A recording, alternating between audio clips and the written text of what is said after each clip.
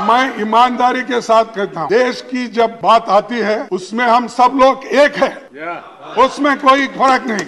लेकिन तुम बार बार वो गुत्ता मत लो, तुम भी पैट्रियट हो। पैट्रियट हमारे लोग हैं, जान हमारे लोग दिए, मर गए हमारे लोग, मजा आप उठा रहे हो और हमको सिखाते हो। G2 ठीक है, G2 क्या G20 सर नहीं, क्योंकि वो जीरो में कमल का फूल ही दिखता था। अब देखिए साहब, वो आप देखिए, वेरी गुड, आप देखिए वो कभी भी एडवर्टाइजमेंट अब अंदर भी नहीं आते। वो तो धैर्य के अनुसार सुनते थे, लेकिन यहाँ अंदर भी नहीं आते प्राइम मिनिस्टर, दर्शन नहीं मिलते। हाँ, अब दर्शन तो हमको क्या क्या भगवान है क्या दर्शन है। अब जो मजबूत विपक्ष है तो उसको ईडी सीबीआई कमजोर कैसा करना, कमजोर कैसा करना इधर है। अगर कोई है भी है इमीडिएटली उसको लेना, कमजोर करना, फिर वॉशिंग मशीन में डालना, क्लीन होके बाहर आना, वहीं पर परमानेंट है। कुछ तो करते नहीं। लेकिन खैर डेमोक्रेसी में हार जीत तो अलग है, लेकिन आते हैं तो इवेंट बना के चले जाते। मौजूदा पीएम साहब ही ऐसे है जो सदन में 9 सालों में कस्टमरी बयानों को छोड़ के केवल 2 बार बोले।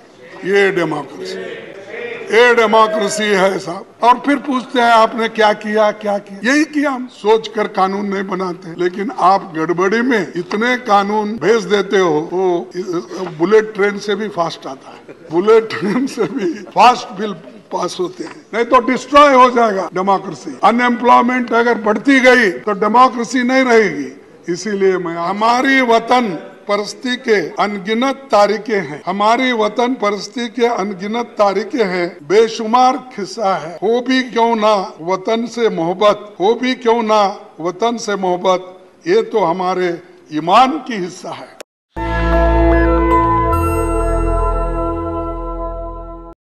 नेहरू जी के बारे में बहुत बातें बोलते हैं अपोजिशन के लोग, खासकर बीजेपी के लोग। ये छोड़ दीजिए, जो आदमी 14 साल जेल में रहकर सब कुछ सहन करके देश के बुनियाद डाल के बड़े बड़े कारखाने बना के पब्लिक सेक्टर बना के नौकरियां दे के इतने बनाए, वो बुनियाद डालने के बाद देश बढ़ा और 5 ही साल में हम आगे बढ़े। तो मैं आपको आगे थोड़ा सा दिखाऊंगा कि किस ढंग से, देखिए बोलते हैं नेहरू जी के कितना बड़ापन था कि अपने राजनीतिक विरोधी धारा को नेता श्याम प्रसाद जी को केंद्र में इंडस्ट्री और सप्लाईज मिनिस्टर बनाए। नेहरू जी संसद का बहुत सम्मान करते थे और अक्सर अपने सहयोगियों को और युवा सांसदों के लिए एक उदाहरण के रूप में उन्हें डिबेट्स के दौरान धैर्यपूर्वक बैठकर सुनते थे, धैर्यपूर्वक बैठकर सुनते थे। अब अंदर भी नहीं आते। वो तो धैर्य के अनुसार सुनते थे, लेकिन यहाँ अंदर भी नहीं आते प्राइम मिनिस्टर, दर्शन नहीं मिलते। हाँ, दर्शन तो हमको क्या क्या भगवान है क्या दर्शन नहीं।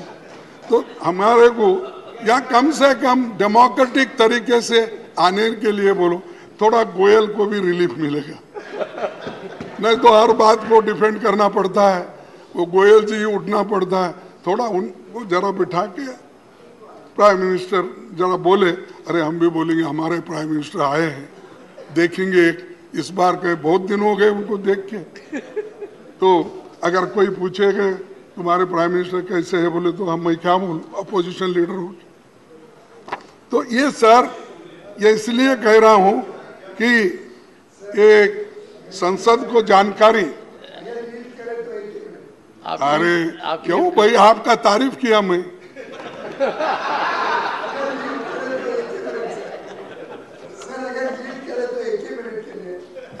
जब प्रधानमंत्री जी यहाँ पे आते हैं तो आप लोग बाहर चले जाते हो। नहीं, अब ऐसा है, जब वो नहीं, वो जब वो आते हैं हम बाहर चलते हैं ना, तुम पहले ही भगाते हो हमको, कुछ कह के झगड़े निकाल के। चलो छोड़ दीजिए। नेहरू जी, अरे सब मालूम है आप कहाँ बिठाते कैसा करते। सुनो, नेहरू जी महत्वपूर्ण मुद्दों पर लगातार विपक्षी नेताओं से मिलते रहते थे। प्रमुख मुद्दों पर बहस के दौरान सांसदों की बातें ध्यान से सुना करते थे। नेहरू जी ने तो यहाँ तक कहा था, मुझे इस सदन की शक्तियों से ईर्ष्या है और मैं नहीं चाहूंगा कि कोई उन शक्तियों को सीमित कर दे। यानी इतना बड़ापन, मैं किसी को सीमित करना नहीं चाहता, सुनना चाहता हूं, सबकी ओपिनियन लेना चाहता हूं। तो ये बात उन्होंने कही। आज क्या होता है, कोई सुनने हमारे को सुने तो भी हमारी बात सुनने के लिए कोई नहीं आते, तो बार बार यही कहते हैं कि अब उन्होंने कहा। नेहरू जी के विचार था, मजबूत विपक्ष न होने का अर्थ है व्यवस्था में महत्वपूर्ण खामियां हैं। अगर मजबूत विपक्ष नहीं है तो वो ठीक नहीं है, नेहरू जी का कहना। अब तो मजबूत विपक्ष है तो उसको ईडी, सीबीआई कमजोर कैसा करना, कमजोर कैसा करना इधर है। अगर कोई है भी है, इमीडिएटली उसको लेना, कमजोर करना, फिर वॉशिंग मशीन में डालना, क्लीन होके बाहर आना, वहीं पर परमानेंट है। सर, लेकिन आज क्या हो रहा है ये सब देख रहे हैं। संसद में पीएम साहब कभी कभार आते हैं, जब आते हैं तो इवेंट बनाकर चले जाते हैं। मणिपुर साहब, आपको तो मालूम है 3 मई से आज तक दंगे चल रहे हैं, आज तक लोगों को मार रहे हैं, घर जला रहे हैं, आज एक मर गया। तो कितने इसके बारे में एक स्टेटमेंट दो। हमने इतनी कोशिश की साहब, जरा कोशिश तो मैंने की थी। नहीं, आपने की कोशिश थी तो मेरी तरफ से थी सब। नहीं कि हर हालत में चर्चा हो, नहीं आधी रात तक चर्चा हो। बोलने दिए सर, शक्ति जी। नहीं आप, अरे भाई तुम क्यों ये उनको इरिटेट करते हो? सर, आप तो कोशिश किए हैं, लेकिन आपके बातों को भी वो नहीं मानते। ये मुश्किल है ना। आप हमको बोलते हैं, उसीलिए हम बार बार आपके तरफ देखते हैं। तो जब हम आपके तरफ देते हैं तो फिर आप उनके तरफ देखते हैं। तो इसलिए खड़गे जी, मैं मजबूर नहीं हूँ, मजबूत हूँ। आप मेरी मजबूत बात को मानते तो नहीं लोकसभा से पहले चर्चा होती, ज्यादा सार्थक चर्चा होती। अरे साहब, मणिपुर डेमोक्रेसी पर में प्रधानमंत्री और गृह मंत्री ने लोकसभा में कहा, मैंने बड़ी कोशिश की कि इस सदन में व्यापक चर्चा हो, आपने होने नहीं दी सर। नहीं आपने नहीं होने दी। ये देखिए 267 सर 267 ये देखिए, ठीक। अरे वो बात गई, जाने दो, बात गई है और रात गई पूरी। सर खबर में नहीं आते। लेकिन आज क्या हो रहा है इम्पोर्टेंट बात। ये सब देख रहे हैं। सर, वो देश के कोने कोने में जाते हैं, लेकिन मणिपुर क्यों नहीं जाते? सर, पहले आपको शिकायत थी कि वो आपकी कॉन्स्टिट्यूंसी में क्यों गए? नहीं बोल, आपने यहाँ पर कहा था। मैंने बोला, माननीय वो खड़गे जी, आने दो। आपने इस सदन में कहा था नहीं। कि वो मेरे कॉन्स्टिट्यूंसी में क्यों जाते हैं? नहीं साहब, वो आने दो मेरे कॉन्स्टिट्यूंसी में। कुछ काम करके दिखा के, कुछ तो करते नहीं। लेकिन खैर, डेमोक्रेसी में हार जीत तो अलग है, लेकिन आते हैं तो इवेंट बना के चले जाते। मैं चाहता था वो गुलबर्गे में एक डिवीजन बने, मैं चाहता था वहाँ एक फैक्ट्री मैंने बनाया था उसको शुरू करे, मैं चाहता था वहाँ पर सेंट्रल यूनिवर्सिटी है वो कुछ इम्प्रूव करे। और कहाँ हमारे यादव साहब कहाँ है, हमारे लेबर मिनिस्टर, उनसे तो मैं आते जाते नमस्ते करता हूँ, साहब मेरा क्या हुआ, एक एम्स बना के दो। वहाँ बहुत बड़ा हॉस्पिटल बना है, तो वो उनके कंट्रोल में है। उन्होंने क्यों उसको इंटरेस्ट नहीं ले रहे? जब तक मोदी साहब का परमिशन नहीं मिलता तब तक वो नहीं देंगे। मेरी मुश्किल ये है कि आप सरकार के ऊपर, सरकार को क्यों रिक्वेस्ट नहीं करते? रिक्वेस्ट ने भाई दबाव डाले तो भी नहीं कर रहे, और आते जाते मैं समझता 50 सलाम तो हो गए होंगे मेरे याद से। 50 सलाम। हाँ 50 मेरे बाजू में है ना फिर तो ये ऐसा। और अच्छी बिल्डिंग है, उन्होंने खुद देखे हैं, देखकर खैर जाने दो, हमारी किस्मत अच्छी नहीं, मेरे लोगों की किस्मत अच्छी नहीं, वहाँ के लोग पहले ही बैकवर्ड है और भी उनको दूर रखे हैं। तो ये मणिपुर को जाना था, वहाँ पर उनके दुख दर्द को देखना था, लेकिन किसी वजह से वो जा नहीं सक रहे, लेकिन इससे ये अच्छा नहीं हो। सर सभापति जी, अटल जी ने अपने कार्यकाल में 21 बार बयान दिया। अटल जी ने अपने कार्यकाल में 21 बार बयान दिया 6 साल में। डॉक्टर मनमोहन सिंह जी ने 30 बार बयान दिया। केवल हमारे मौजूदा पीएम साहब ही ऐसे हैं जो सदन में 9 सालों में कस्टमरी बयानों को छोड़ के केवल 2 बार बोले। ये डेमोक्रेसी है साहब। अब इसको क्या कैसा सुधारते, मैं आपको ही छोड़ देता हूँ। सर दूसरी, सर थोड़ा सा ज्ञानवर्धन कीजिए, ये कस्टमरी बयान कौन सा होता है? हाँ कस्टमरी बोले तो ये अपने राष्ट्रपति जी का, ये जो ऐसे इश्यूज रहते ना, कस्टमरी नहीं सर, बोलना ही चाहिए। सबसे महत्वपूर्ण तो वही है। नहीं, दिग्विजय सिंह जी, ये महत्वपूर्ण मुद्दा है कि यदि अगर प्रधानमंत्री उन कस्टमरी मुद्दों पर बोलते हैं तो कितना आवश्यक है। I am not in defence of anyone, but I am on hard facts. मैं तो समझता था कि माननीय खड़गे जी को शिकायत होगी कि प्रधानमंत्री जी इतना ज्यादा क्यों बोलते हैं लोकसभा में, राज्यसभा में। साहब नहीं साहब, सुनो नहीं साहब, I will ask the secretariat नहीं have full update on this and inform leader of the opposition नहीं इन नेक्स्ट 3 days। आप अपने स्टाफ को पूछिए, अटल बिहारी वाजपेयी 21 बार बयान दिए। बयान देना अलग है, कस्टमरी जो उत्तर देना हर चीज पे, जो राष्ट्रपति के इस पे भाषण देना, वो अलग है।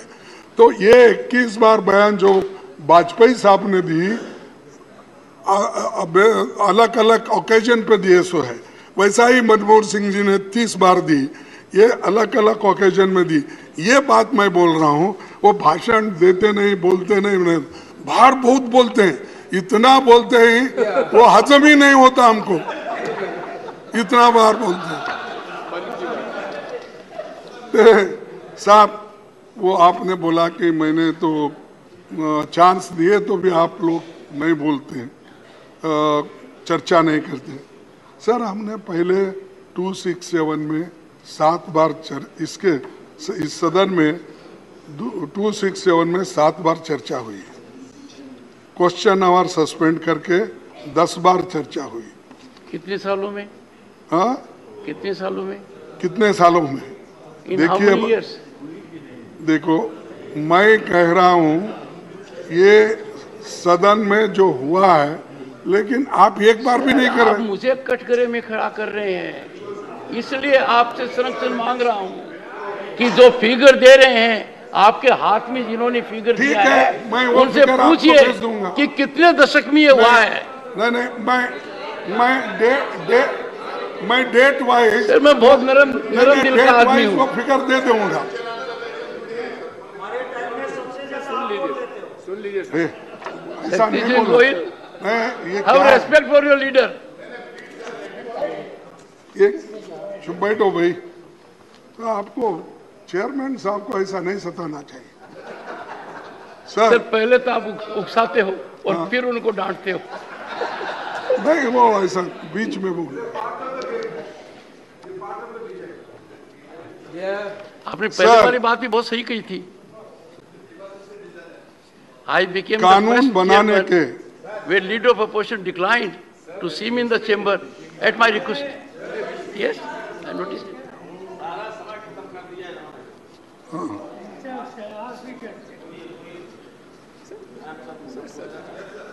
सर, संसद और विधानसभा जनता की सर्वोच्च प्रतिनिधि संस्थाएं हैं, जिनके माध्यम से जन आकांक्षाओं को अभिव्यक्ति मिलती है और बदलते समय में जनता की अपेक्षाएं बढ़ रही हैं।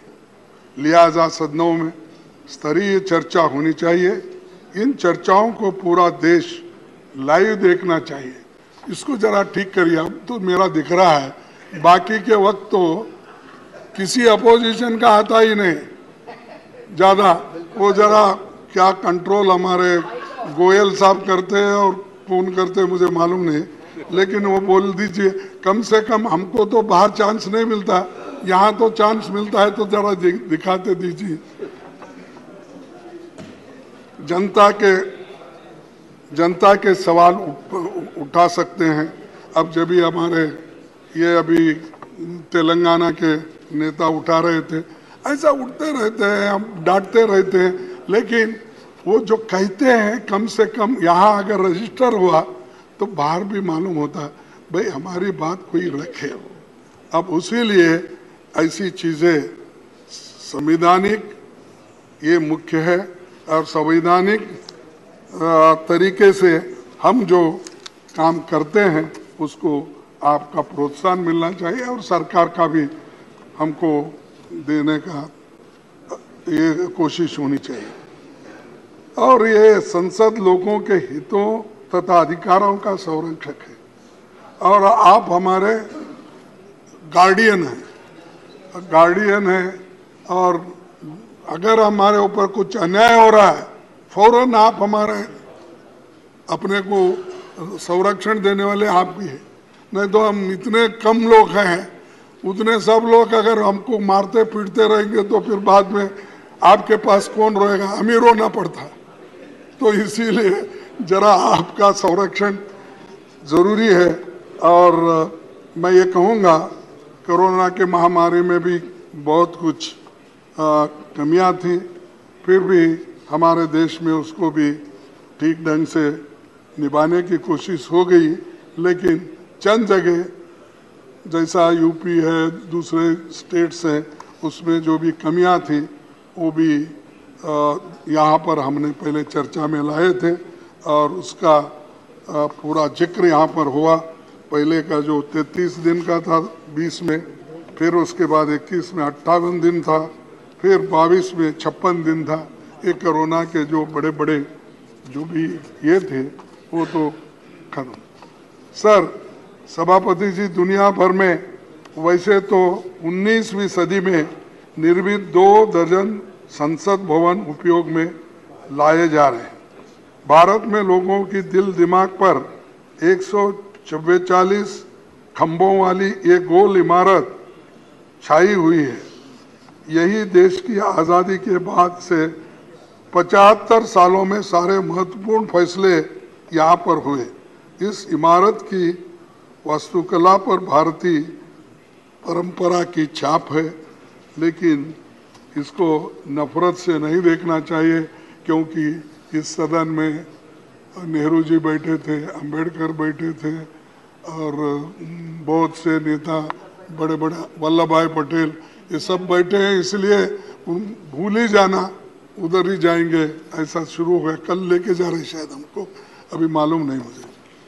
सर सभापति जी, संसद का सबसे बेहतरीन कामकाज पहली लोकसभा में मैं बता रहा हूँ 1952 से 1957 के बीच सिर्फ 5 साल में माना जाता है कि जिसमें 677 बैठकें हुई, 319 विधेयक पारित हुए 5 साल में। और उस दौरान कानूनों पर हुई बहसें जिज्ञासा और केंद्र बनी हुई। संसद का मुख्य काम कानून बनाना है, लोगों को सशक्त बनाना है, इसीलिए ये नीतियाँ यहाँ पर तय होती थी और सभी लोग एक मत से ऐसे नीतियों को सपोर्ट करते थे।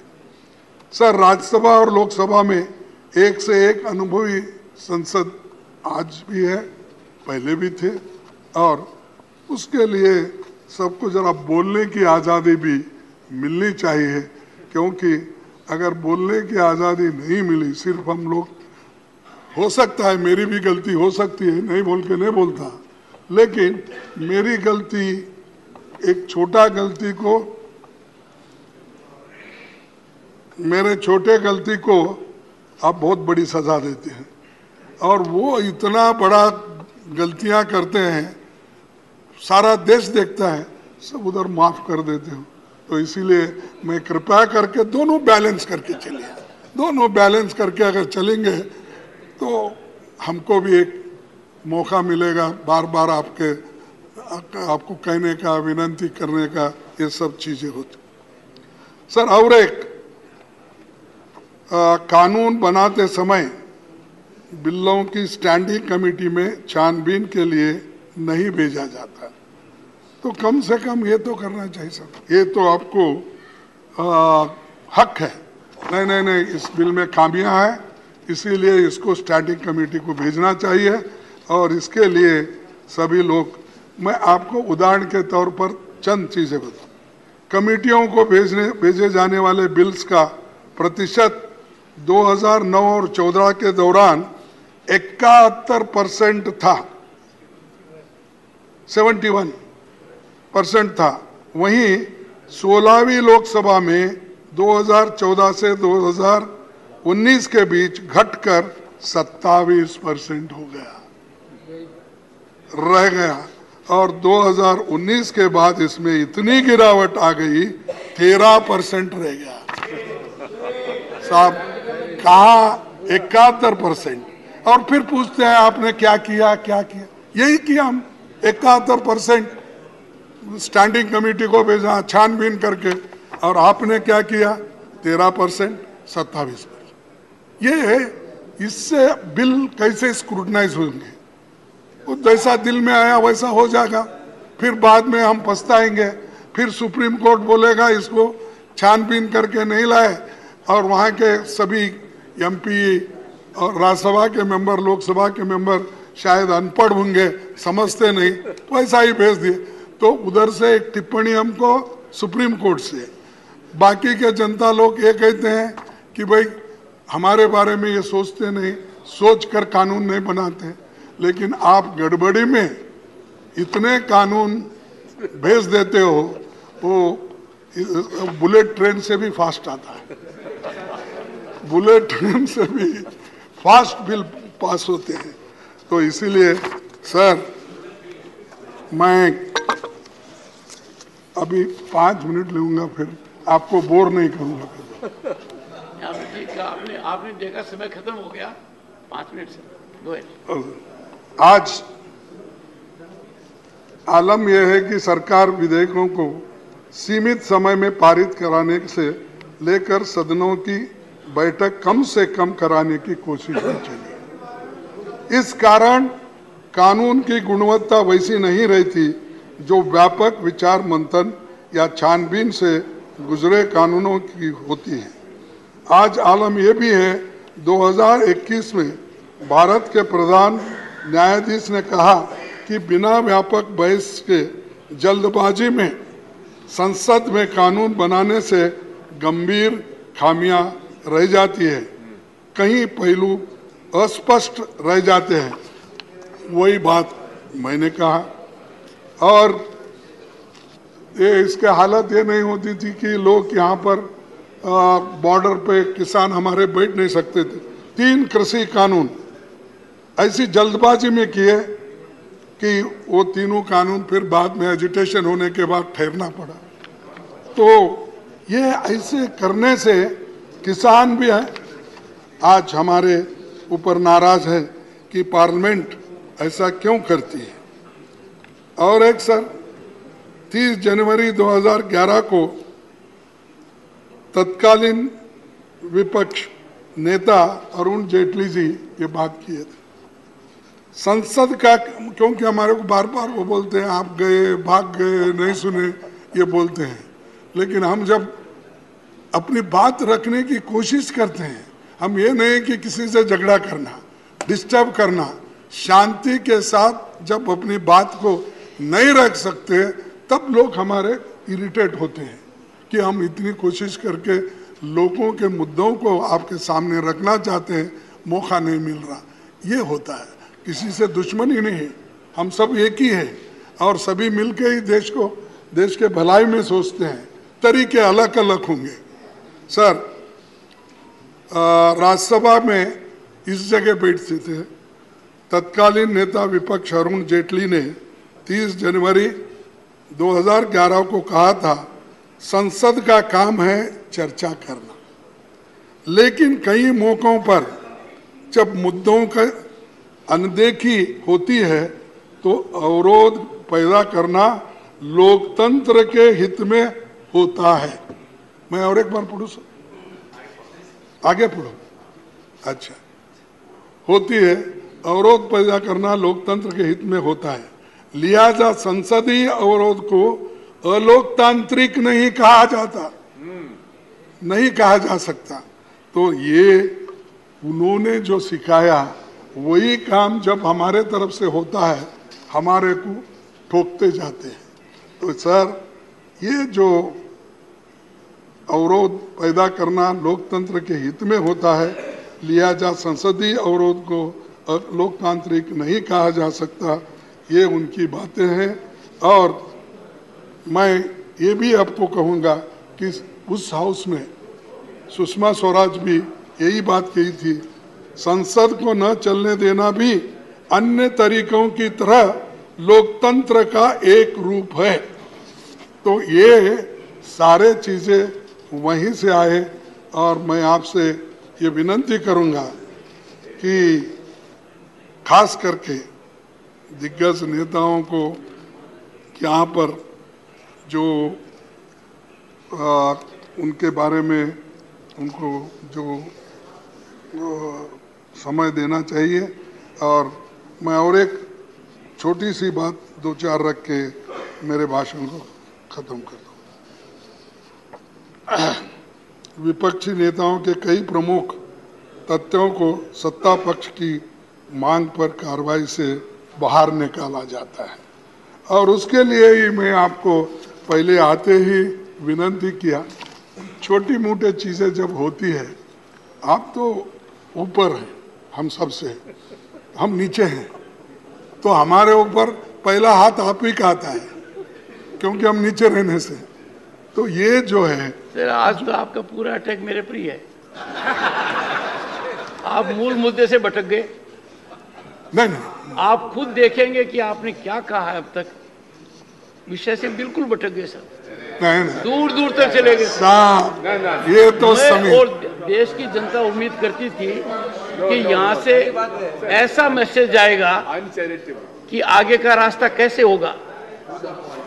जैसे देखो साहब, एक सेकंड, आपने खड़गे जी कहा, कौन बोल रहे हैं? You must learn to be decorous. He has yielded. He has yielded. पहली बार सदन में कुछ डेकोरम हो रहा है तो परेशानी क्यों होनी चाहिए?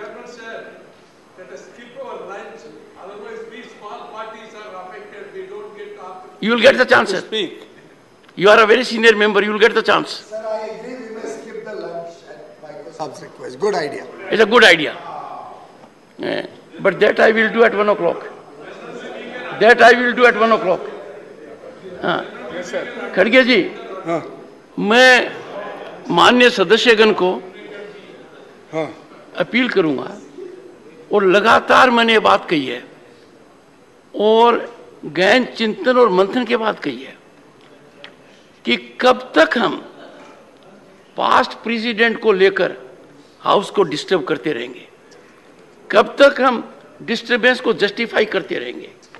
आप अंदाजा लगाइए खड़गे जी, मेरे पर क्या बीत रही होगी जब आप बोल रहे थे कि मुझे बोलने नहीं देते हो। मैं इतना आकलन करता हूं और दुखी होता हूं कि जहां पार्टिसिपेशन हो सकता था वहां आप लोग थे नहीं। मतलब आप अंदाजा लगाइए, if leader of the opposition would rise on this critical occasion to sanctify disturbance, disruption. आपने खुद कॉन्स्टिट्यूंट असेंबली को कोट किया है, वहां तो कभी नहीं हुआ। Sir, why are you commentating on his speech? Jairam ji, this is not a good habit. Let him finish. No, you are a victim of this habit. Don't have this habit. Don't have this habit. No, this is not a. When the honorable LOP has yielded, why are you being super LOP? Because we want to listen. You can't be. He doesn't need assistance. We want to listen to him. No. You want to listen to him, but it is regulated by the chair. Otherwise, come and sit here and control it. Sir, Every time, I have no desire to sit there. even if you to have, listen to him. even if you have, there is a mechanism. Sir, you are constantly No, interrupting him, sir. please, take your. So, माननीय खड़गे जी, this is a rare historic occasion where, after taking note of 75 years, we are required to unfold a vision for next 25-50 years. Sir, exactly. I know it. I know it what he knows. And in the entire discourse, you have focused on two things, sir. I find it. There is debate between you and him, sir. This is the problem. There is no debate between me and you, sir. This is the problem, sir. Allow it to speak. The problem is. Allow it to speak, sir. The problem is when there is time to participate, I have seen absence. The problem is when an issue has to be debated, discussed, deliberated, you have walked out of the house. Problem is the chairman. Sir, this is wrong. This is wrong from your part, sir. Sir, this is completely wrong. You are misleading, sir. You are misleading the house. Sir, don't do that. You are misleading the house. You are misleading the house. This is totally wrong. It's a very partisan attack. Remark from you, sir. Sit down. Sir, please I explain your have own said, statement. one second. I request you to One second. explain your own statement. Jairam, take it. Sir, please Everybody is explain your own cooperating statement. today. Take You it. are misleading the house, sir. No. You are not debating here, Sir, you are not debating here. Sir, let him speak. Digvijay जी, एक second please. अरे आप बैठो यार। Sir, let him speak. Digvijay ji, with my modest understanding, I can tell you, and I am a great judgment of myself. I self-judge. I can tell you, I am not a stakeholder in politics. I am certainly stakeholder that this upper house, the House of Elders, conducts itself in a manner so that it earns respect of others. We must exemplify our conduct by decorum, discipline. One second. Sir, please don't cast aspersions on us. One second. Sir, Would you approve that two honorable members should every time come to the rescue of LOP? Is it not an insult to the position he holds? Sir, allow him to speak. Put some people in discipline court. I would urge, if you do not curb the tendencies of other members, let me tell you, things will get on a tangential route. There was an occasion when you wanted to speak and somebody said, give Digvijay Singh ji an opportunity. In the process, the honorable member was insulting you, insulting me. We don't want that. Okay. So all I say is, we have had some discussion. We have to emanate from this theatre sir, a मैं तो most खत्म करता important हूँ। message to the world outside. Sir, that applies to all of us. Conclude, sir. Honorable members, with the sense of the House, we are continuing during the lunch recess as well. Go ahead. Sir, thank you sir. क्या tolerance है? अच्छा बस आपने thank you तो कहा। Sir, सभापति जी, मैं ज़्यादा बात नहीं करना चाहता हूँ क्योंकि अब टेंशन में आ रहा मामला। तो सर, हम बहुत दिन से ये कोशिश कर रहे हैं, सभी की इच्छा है कि महिला रिजर्वेशन का बिल आना चाहिए और महिलाओं को देना चाहिए जो ड्यू है आज तक हमने सब कोशिश की, लेकिन अब मैं समझता हूँ आप जब आप ये मुद्दा उठाएंगे तो जरूर आपके बात को मान्यता वो दे देंगे। तो मैं ये आंकड़े इसलिए देता हूँ थोड़े से। सर सभापति जी, दुनिया बदल गई है। इस समय राज्यसभा में 10% और लोकसभा में 14% महिला सांसद है। विधानसभाओं में महिलाओं की भागीदारी 10% है। 1952 में नेहरू जी के प्रधानमंत्री काल में पहली लोकसभा में केवल वो भी 5% सांसद महिलाएं थी, लेकिन 70 साल के बाद भी आज 14, 15, 10 के अंदर ही है महिला थी। तो अमेरिकी, मैं और भी आंकड़े देता हूं कि महिलाओं को दूसरे जगह भी ऐसा ही हो रहा।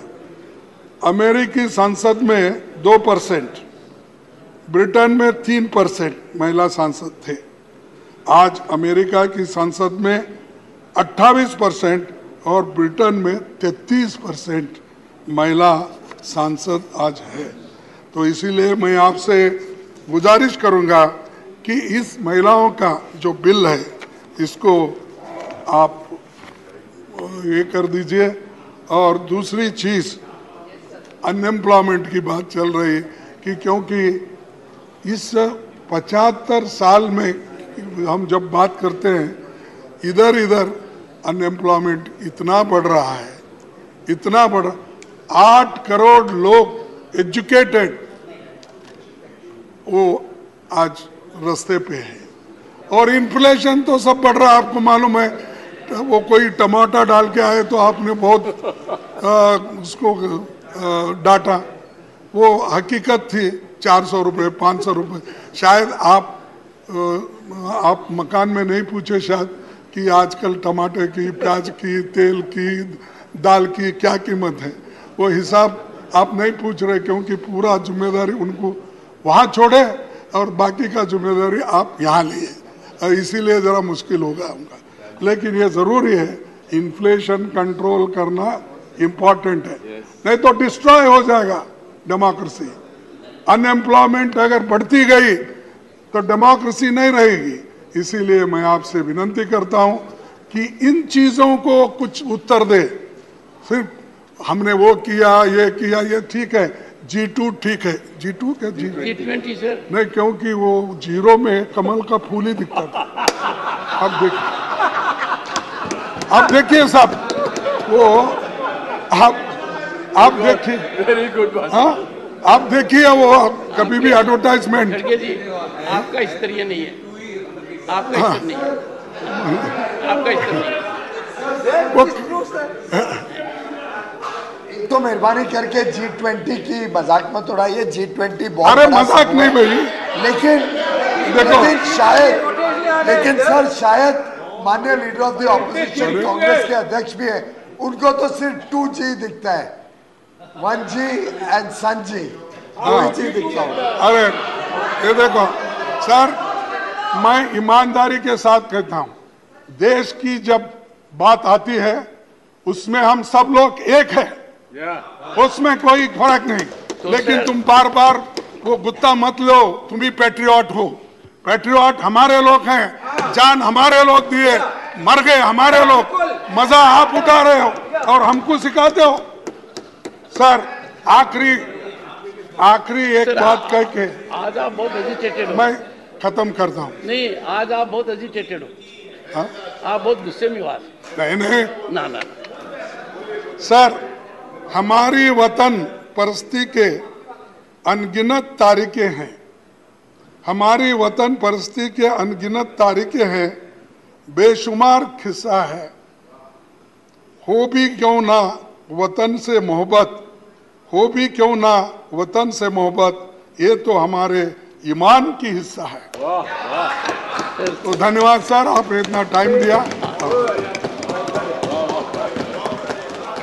आपने खड़गे जी, आपने आज पढ़े शुरू में और आखिर में, और पहले भी पढ़ा था जब माननीय वेंकैया नायडू जी का फेयरवेल था, और आपने कहा मौसम कैसा होगा, कितना सताएगा, नहीं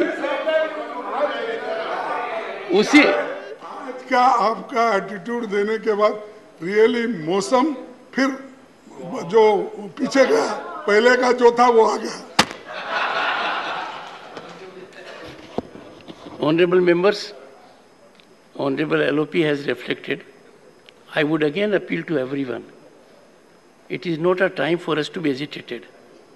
We have to send a message from this place how our Bharat will move for next several decades. And therefore, when we make light of certain things like G20, G20 can't be reduced to G2 and then Lotus. One second. The world order has been defined. For the first time, G20 has been so impactful that global order has been defined.